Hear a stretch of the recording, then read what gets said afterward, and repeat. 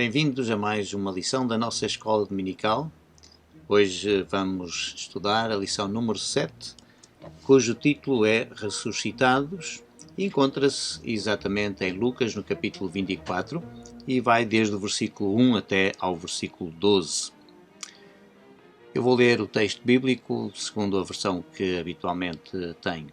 Diz assim: Mas já no primeiro dia da semana, bem de madrugada, foram elas ao sepulcro levando as especiarias que tinham preparado, e acharam a pedra revolvida do sepulcro.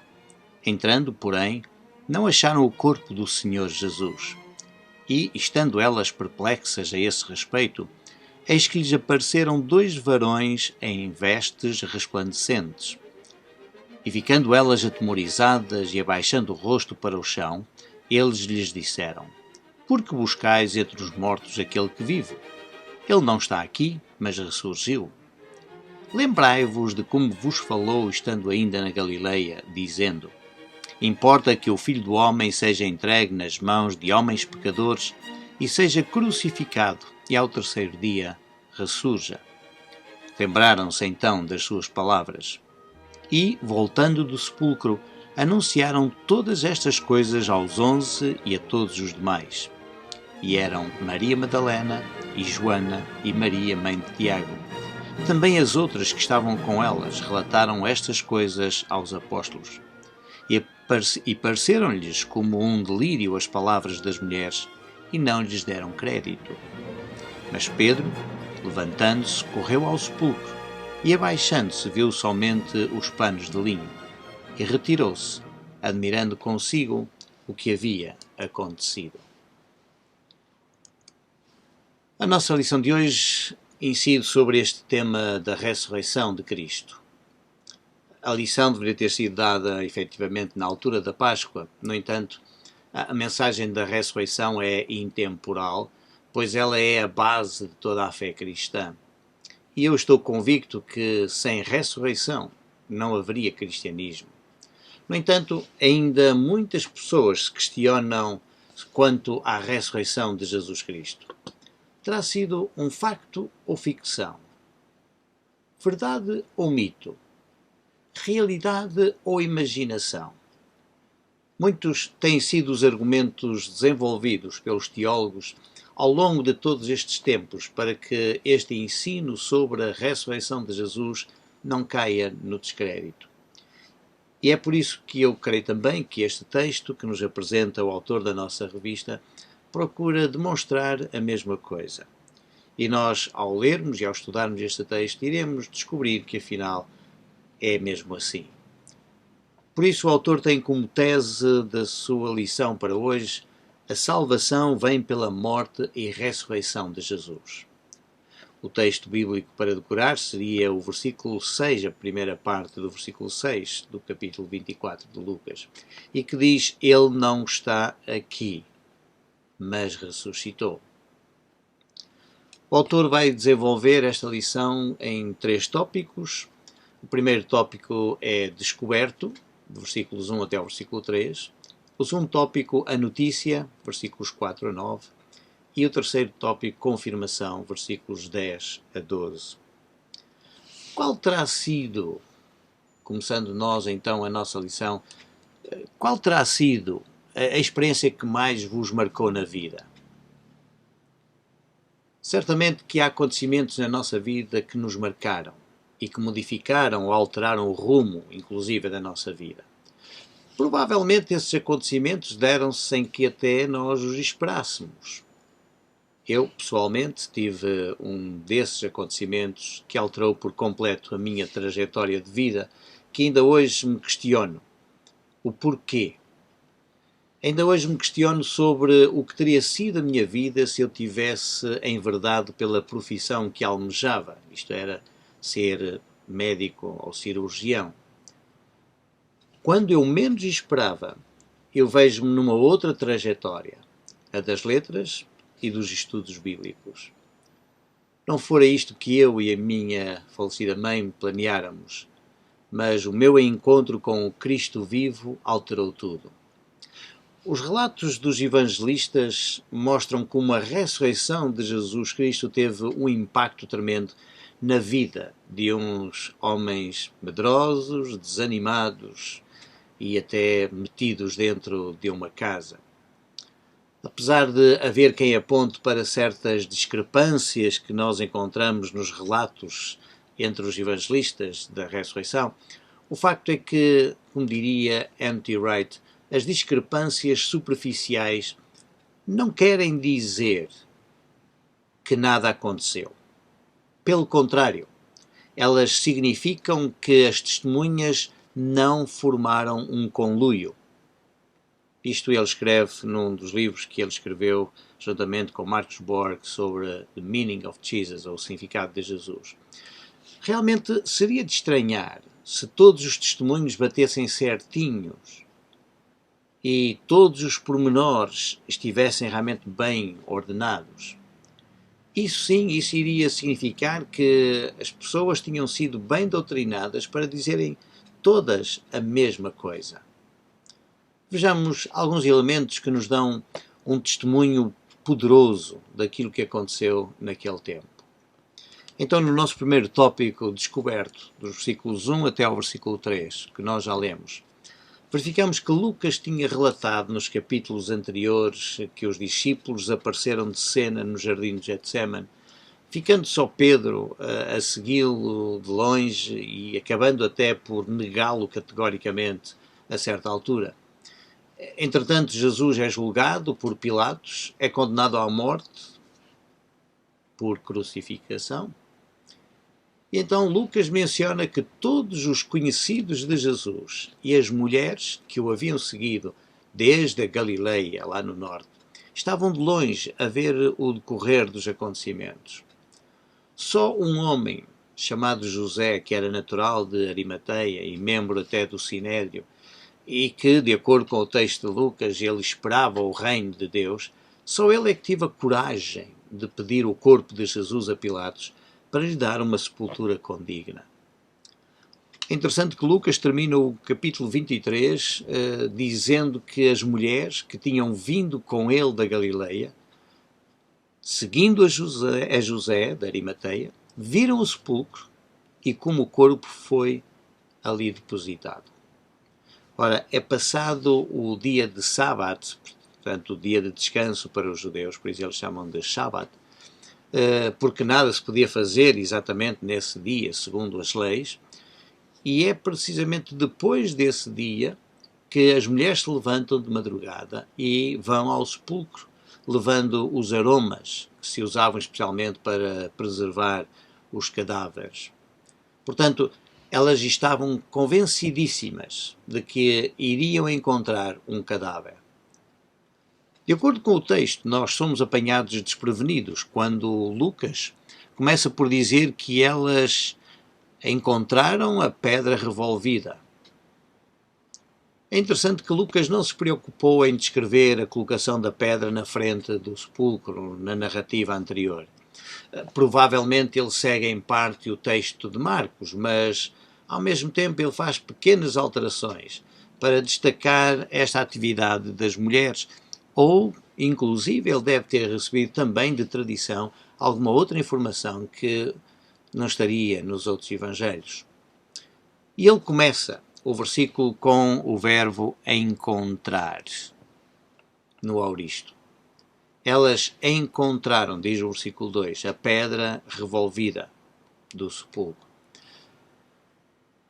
O verbo revolver encontra-se perfeitamente no particípio perfeito e que, ao mesmo tempo, diz que elas encontraram esta pedra acabada, efetivamente, de ser revolvida. Não quer dizer que a pedra tenha sido revolvida para o corpo de Jesus sair, não há nada dessas indicações. Agora, o facto é que elas, ao chegarem ali, verificaram que podiam entrar dentro do sepulcro porque a pedra estava revolvida. E, entrando, podiam fazer aquilo que elas tinham proposto fazer. Isto, porém, não é o que o narrador nos quer descrever. A sua preocupação principal está com o que vem no versículo seguinte. É interessante notar que a partir daqui Lucas passa a usar a palavra mnemeion para sepulcro. A pedra tinha acabado de ser revolvida daquilo que seria o memorial. Se nós fôssemos então a traduzir esta palavra, mnemeion, porque efetivamente é disso que se trata. Era aquilo que elas mais precisavam e foi o que encontraram. O obstáculo à sua pretensão de ungir o corpo com os ungüentos tinha sido removido. Sim, se elas pretendiam isto, agora com o obstáculo removido, elas poderiam fazê-lo à vontade. Houve, porém, um contratempo. Ao entrarem, elas não encontraram o corpo. Lucas descreve de propósito o mesmo verbo do versículo 2, aqui no versículo 3. Entrando, porém, não acharam o corpo. A diferença está numa pequenina palavra, que é a palavra não. Elas encontram a pedra revolvida, mas não encontram o corpo.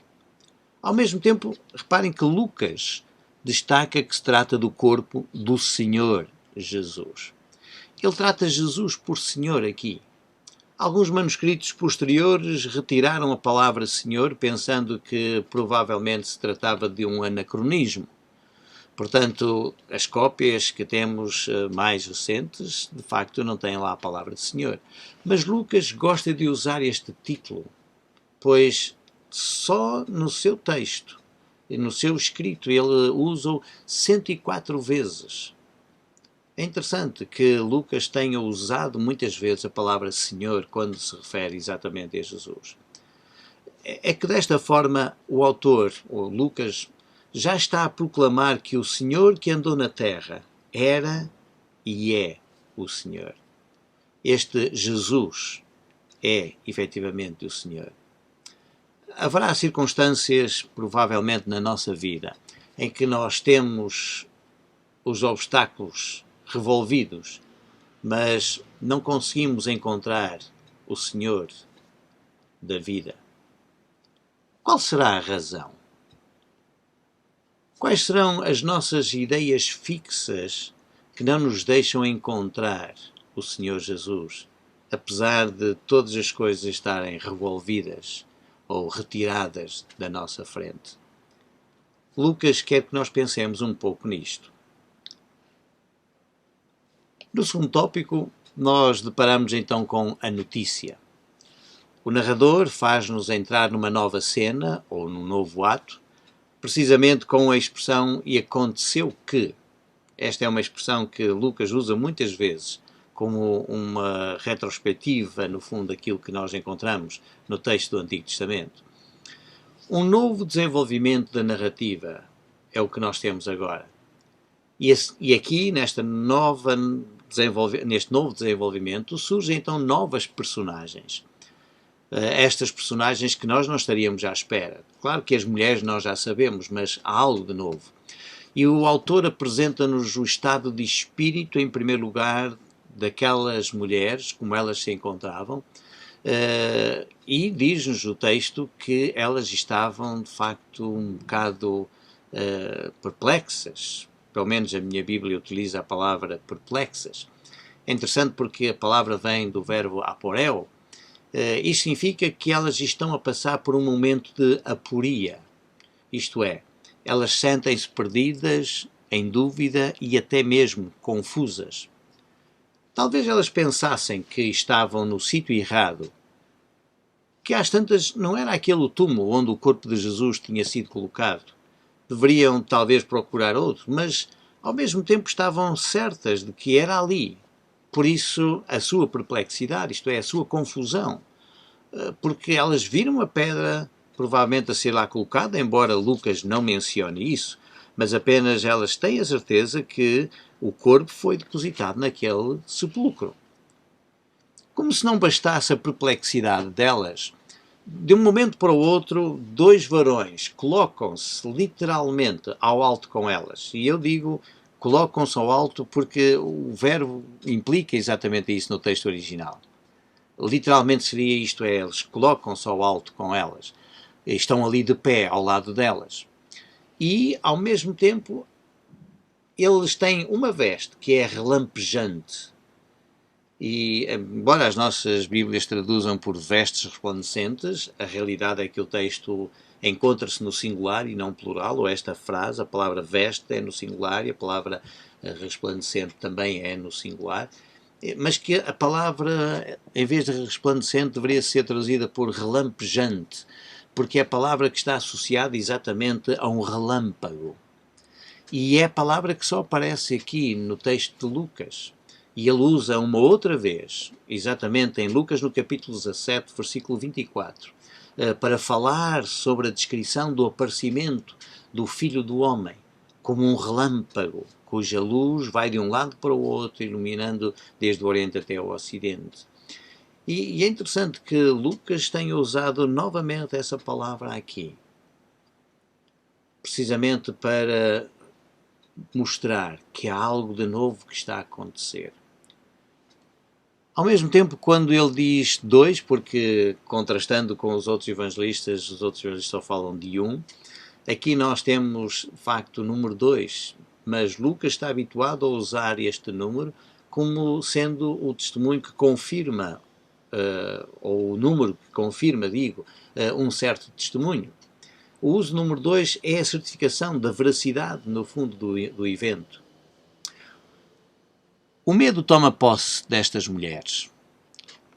Da confusão ou da dúvida passam ao medo. E nós temos aqui agora esta palavra, uma palavra também muito peculiar a Lucas, que ele usa 4 vezes, embora ela apareça também uma vez no livro do Apocalipse, no capítulo 11, versículo 13. Mas está esta palavra medo associada à presença de um ser celestial muito especial, se nós fôssemos a ler os 4 textos que se encontram em Lucas. Agora, o que é interessante é que este seu medo das mulheres não lhes permite levantar a cabeça. Os seus rostos estão inclinados para a terra, o que pode indiciar o sinal de fraqueza ou sinal de respeito. Provavelmente, a visão de uma veste relampejante terá provocado mais um sentimento de respeito do que propriamente de fraqueza. Sim, porque Lucas usa a palavra relampejante como relâmpago associado à aparição ou ao surgimento do Filho do Homem no tempo escatológico. E daí que quase que podemos dizer que ele está a dizer também que aqui este é esse momento escatológico do aparecimento de alguém com uma veste relampejante. Entretanto, nós sabemos que o texto se desenvolve com os varões, estes homens, apontando no fundo para o absurdo. Num certo tom irónico, poderíamos nós assim dizer, os varões parece que criticam a ação das mulheres. Reparem que eles dizem, por que buscais dentre os mortos aquele que está vivo? De facto, esta primeira palavra para mortos que nós temos aqui é a palavra necron, e que significa um cadáver. Enquanto que Lucas usou já anteriormente a palavra corpo, soma, para Jesus, o Senhor Jesus. Portanto, ele falou já em corpo e não em cadáver. Por outras palavras, o narrador, o escritor Lucas, faz pensar que a morte não está relacionada com um estado, mas é como que uma passagem para a vida. Aquele que vive, aquele que está vivo neste momento, não pode ser encontrado de maneira nenhuma entre cadáveres. A evidência estava bem patente aos seus olhos. Ele não está aqui. Por uma razão muito simples. Ele foi ressuscitado.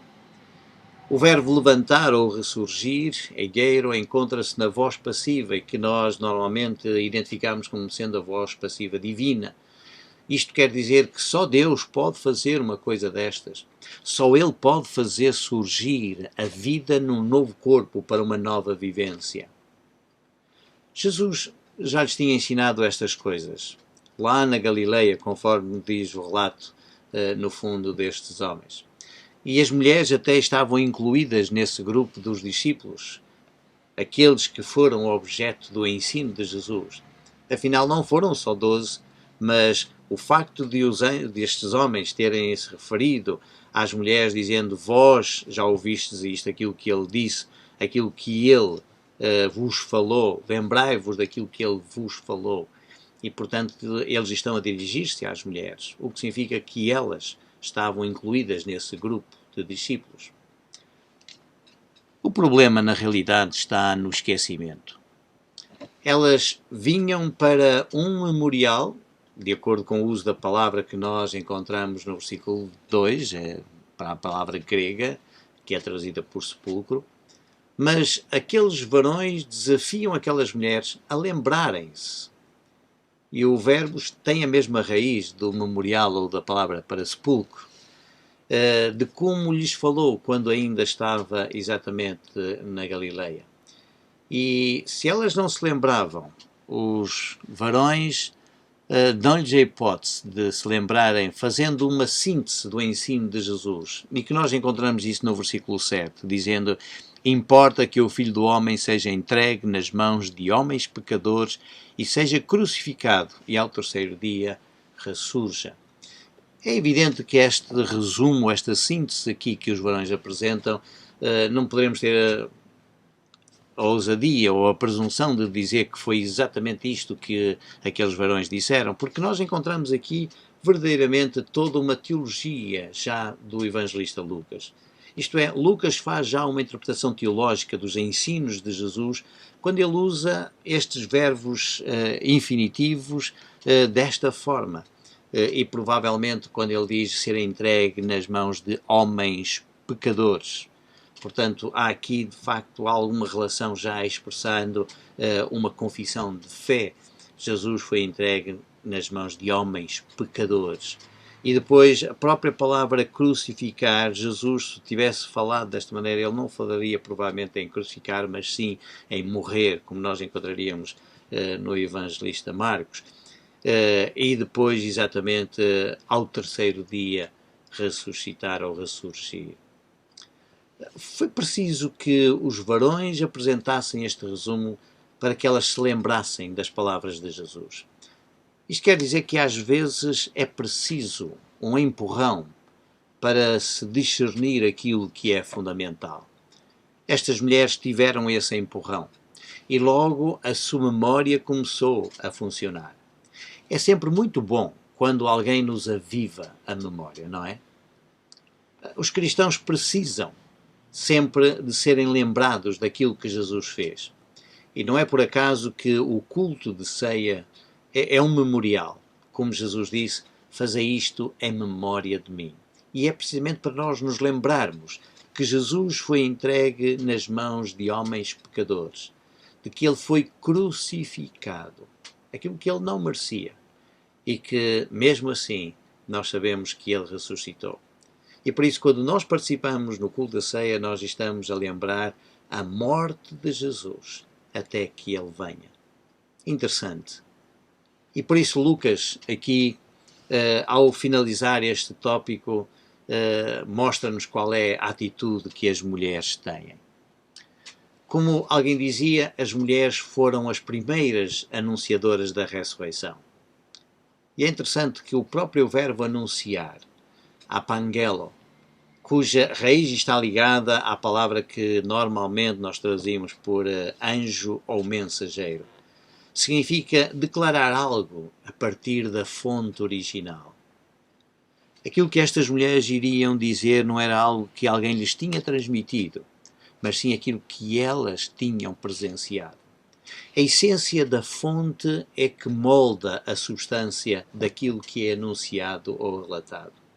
E por isso, no testemunho cristão, é importante que nós possamos ir à fonte original. A nossa relação com Cristo, um Cristo vivo e ressurreto, é isso que fará com que a nossa mensagem, o nosso anúncio, tenha o seu ponto forte. Porque quando nós vamos à fonte original, aí sim, nós encontramos verdadeiramente isso. Claro que o texto bíblico é importante também. É nestas fontes, destes testemunhos, daqueles que originalmente falaram isso. No entanto, também é preciso nós termos uma comunhão pessoal com Jesus Cristo, este Cristo que está vivo. O terceiro tópico fala-nos de confirmação. Nos versículos 10 até ao versículo 12, nós verificamos então que o texto afinal não terminava no versículo 9. Agora Lucas elenca o nome das mulheres, pelos vistos bem conhecidas pela comunidade primitiva e que passaram de tradição em tradição até que chegou ao evangelista Lucas. O autor vai um pouco mais longe ao escrever que ainda havia outras mulheres. Não eram meia dúzia de gatas pingadas, como nós costumamos dizer. Não. Não era apenas um restinho de mulheres. Havia outras. Além disso, Lucas ainda diz que os apóstolos receberam esta notícia da boca das mulheres. E é interessante que, se ele antes tinha falado nos 11, ele agora fala exatamente nos apóstolos. No versículo 9, nós falávamos assim que elas anunciaram todas estas coisas aos 11 e a todos os demais. E agora, no versículo 10, nós encontramos escrito a dizer que elas relataram estas coisas aos apóstolos. Eles eram pessoas importantes? Eram. Mas não foram eles realmente aqueles que encontraram a fonte do seu testemunho. Pelos vistos, as mulheres é que tiveram que vir e anunciar a eles aquilo que estava a acontecer. Como o texto nos mostra, o testemunho das mulheres não era tido em conta. Primeiro, eles consideram um delírio aquelas palavras das mulheres. É interessante porque algumas Bíblias têm a palavra desvario, a minha tem a palavra delírio. No entanto, a palavra em grego transmite a ideia, no fundo, de tolice, algo disparatado, algo sem nexo, sem sentido. Portanto, as mulheres não estavam no seu perfeito juízo, por outras palavras, ou então não tinham capacidade para pensar. Aquilo que elas dizem não é de confiança também. Literalmente é aquilo que nós encontramos aqui no final do versículo 11, em que eles não creram. A minha Bíblia tem, não deram crédito, mas o objetivo é dizer que eles descreram. E descrer é precisamente o recusar-se a ser persuadido. Alguém no seu comentário escreveu que esta ação é o pecado praticado pelos crentes. Até parece que de facto Lucas está aqui a dirigir-se aos crentes. Embora noutras ocasiões ele também, pelo menos em 2 ocasiões, ele utiliza esta mesma palavra para os descrentes, que não se deixam persuadir. No entanto, é interessante esta imagem de que a palavra aqui, não crer, deveria ser traduzida por descrer. Portanto, no sentido de que eles recusam-se a serem persuadidos. E de acordo com um certo comentarista, então, esta é a ação que é pecado praticado pelos crentes. Parece que alguém quebrou o ceticismo. Este ceticismo inicial que há, entretanto, parece que bateu forte na cabeça de Pedro. Embora alguns manuscritos não tenham este texto, a crítica textual chega à conclusão que este versículo 12 faz parte, efetivamente, deste texto aqui. E por isso mesmo é interessante nós analisarmos aquilo que acontece com Pedro. Pedro correu para o memorial.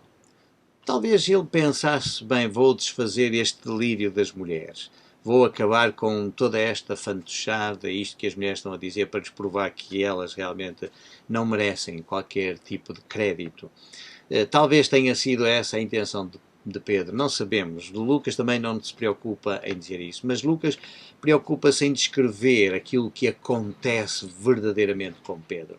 Portanto, enquanto as mulheres, quando chegaram ali, elas entraram para dentro do sepulcro. Aquilo que acontece com Pedro é que ele não entra, pelo contrário, ele baixa-se. Sim, as mulheres quando estão lá dentro, elas inclinam os seus rostos diante dos varões com aquela roupa relampejante. Mas a atitude de Pedro é uma atitude de baixar. Ele tem que se baixar, porque ele não entra lá dentro. E para ver o que se passa lá dentro, ele então precisou de agachar-se, se assim nós podemos dizer. E, no fundo, o que é que ele vê? Ele vê apenas os panos de linho. O verbo que Lucas usa é o verbo blepo. De uma forma geral, este verbo é usado para descrever a visão, um ato apenas físico, a visão material, a visão com os olhos físicos. Poderá, noutras circunstâncias, ser usado noutro sentido, mas certamente que aqui Lucas quer mostrar isso. No entanto, Lucas continua a descrever que Pedro retira-se, admirado com o que terá acontecido. É possível que haja aqui um laivo de ponderação sobre aquilo que as mulheres tinham dito. Jesus ressuscitou. Mas ressuscitou mesmo. E é interessante porque Jesus ressuscitou mesmo contra o inesperado, mesmo contra o inconcebível, mesmo contra o ilógico. Lucas poderia muito bem ter omitido o testemunho tradicional de que as mulheres foram as primeiras a testemunharem que o corpo de Jesus não estava no sepulcro e que foram ao mesmo tempo até enxovalhadas por andarem à procura de um vivente entre os mortos. Mas Lucas aqui enaltece estas mulheres. Lucas aqui destaca aquilo que estas mulheres fizeram. E, principalmente, ele enaltece estas mulheres que, contra o status quo da sociedade, aquilo que era imposto sobre elas, elas acabam por sair dali e anunciar aos apóstolos aquilo que viram e aquilo que ouviram. Elas são destacadas como discípulas de Jesus. Aquelas discípulas que acompanharam Jesus desde a Galileia e que agora chegam até à Judeia e acompanham todo o processo daquilo que aconteceu com Jesus, desde o seu julgamento, a sua crucificação, até ao seu sepultamento. E são elas que tomam a iniciativa de logo pela madrugada virem ao sepulcro, ao memorial, mas que ao mesmo tempo elas também vinham desmemoriadas. Elas não estavam a lembrar-se daquilo que Jesus tinha dito. Foi necessário que os varões que ali se colocaram ao lado delas as fizessem lembrar aquilo que elas deviam lembrar e que Jesus tinha ensinado. Mais do que ninguém, elas são a prova provada de que Jesus ressuscitou. Lucas viu nelas este elemento essencial para testemunhar da ressurreição do Senhor Jesus. E isto faz toda a diferença. Jesus ressuscitou dentre os mortos. E nós temos esta certeza, esta convicção. As coisas às vezes estão nuas e patentes na nossa frente, os obstáculos estão retirados. E às vezes nós não conseguimos ver o corpo do Senhor Jesus. Por outro lado, nós às vezes esquecemos, e é por isso que nós precisamos ser lembrados constantemente daquilo que Jesus fez, no fundo, por nós. E ainda que não acreditem no nosso testemunho, vejam, o mais irónico é que, pensando que as pessoas que menos tinham credibilidade para testemunhar, são elas que testemunham a ressurreição de Jesus. E elas são mulheres. Por isso, cada vez mais, este é apenas um dos elementos, digo, que nos leva à convicção que Jesus realmente ressuscitou. Porque se fosse história inventada, os evangelistas teriam escolhido outras pessoas. Teriam feito tudo aquilo que não enxovalhasse o testemunho das mulheres. Que Deus vos abençoe e até à próxima semana.